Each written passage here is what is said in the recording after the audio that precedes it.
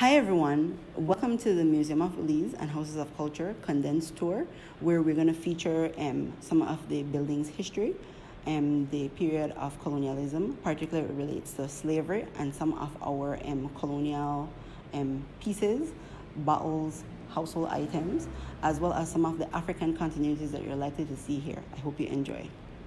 The bricks themselves may have come from Kentucky. We're suspecting that that is the origin for the bricks. The bricks are called London stocks, right? That's a popular name or terminology for them. So these bricks were used to build the structure, and it was used by prison labor. So prisoners actually built the structure. In its initial building, there was no fence, so it was an open-air compound. If you follow me to the last remaining jail cell in the structure, you're going to find out far more about the history of the building.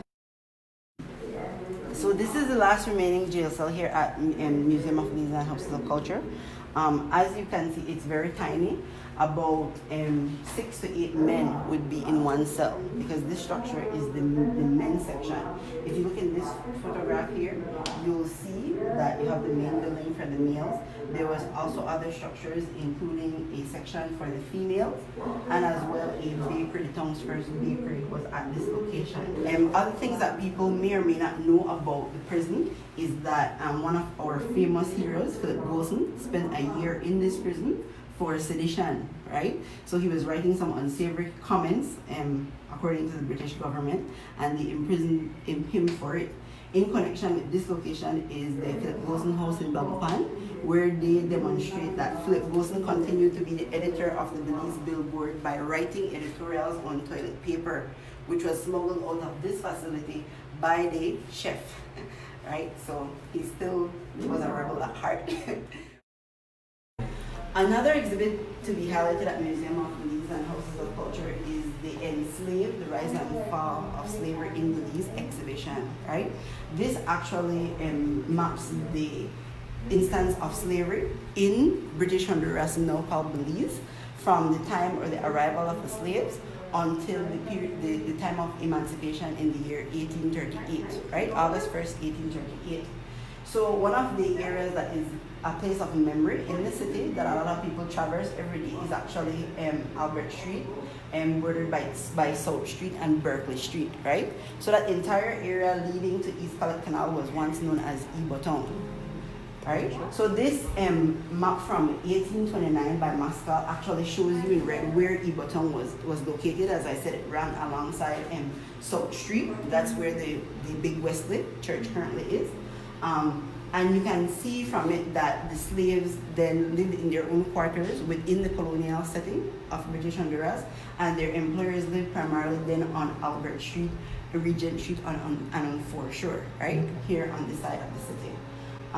Other historic landmarks that you will see that are from that era include St. John's Anglican Church, down there on Albert Street West or East. The courthouse that has recently also been renovated by the Downtown Rejuvenation Project. August 1st is Emancipation Day, which is celebrated throughout the Caribbean. We are in works to try to make August 1st a national holiday in our calendar. But currently what we can look forward to is a reenactment of Emancipation Day by several local stakeholders. Most of the displays focus then on African continuities, but this one was about our European lineage. Right? This is a cricket bat, so some of the more popular sports that we have from our European ancestors are things like boxing, horse racing, and cricket. And to mention cricket, the Cricket Association has just now resumed cricket games in the Belize River Valley area, where most of the games are played. Other things you'll see in the cases is the pastimes of smoking and chewing tobacco. So there's a clay pipe, which is actually Dutch in origin, right? And a silver snuff box, right? That's what you keep your raw tobacco in for chewing. Next to it is a Wosley. Along with some of the sporting and cultural traditions, our military and our police force is also British in origin, as well as our education system. And this is a sun helmet, right? It's called a Wosley. The book next to it is a ordinance book, right? And what they did in the past as a form of record keeping is that they would record all the events of the previous year. So the page that is actually turned to is about marriages between people in the settlement, and where you would discover that a lot of white European men that came to the settlement were not married, and they in fact married some of their African slaves or colored women, right? Leading to a large Creole group. In the initial development of the settlement of Belize, settlers only needed themselves and their families to do logging, right? So that was when they were harvesting logwood for dyes, for natural dyes. But when it came time for them to harvest mahogany, because of the world demand for that type of timber, for furniture, for instrument building, is when they had to import slaves, right? So that's in the late 1700s. There's a major process that happens for the wood to be harvested from the rainforest, right? So first of all, it takes about 40 slaves on average for a mahogany camp. And what they do is that they do it in a 6 months period, 3 months in the rainy season and 3 months in the dry season. The traditional tools that most people know are the single crosscut saw and the two-man saw. The two-man saw is very important because they did not have any electric machinery. It would be two men going back and forth. Some of the important tools in that process include things like the dog pick and the binder that you see in the case here. Another major thing that you see here is the chain link.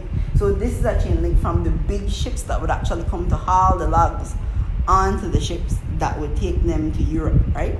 It's essentially important for people to understand that the actual logwood or mahogany trade is really what was a part of the transatlantic slave system. So the slaves are only a part because you make money from the purchase of slaves, but the slaves are the labor in the camps that harvest the raw materials that you take back to Europe and obviously make money from.